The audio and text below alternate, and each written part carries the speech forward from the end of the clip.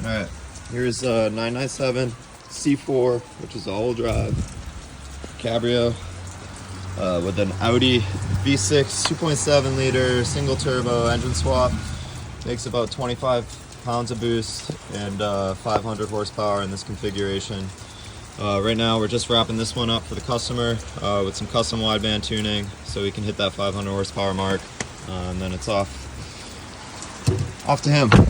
I will give you a first person view of the startup. Let's get in the cabin here. It's nice and dry. Alright, so with the key on,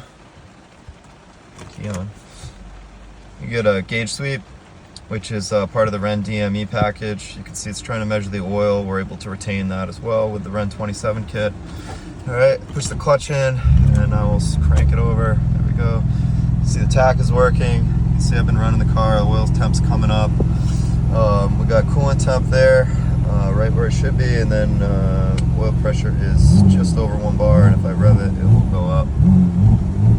Customer also installed a custom boost gauge in the Kronos location, and then I got the AC on, trying to dry off, and PSM does function. You turn it off or on, back on. So yeah, this is a Ren 27 Audi 2.7t engine swap for Porsche 911s.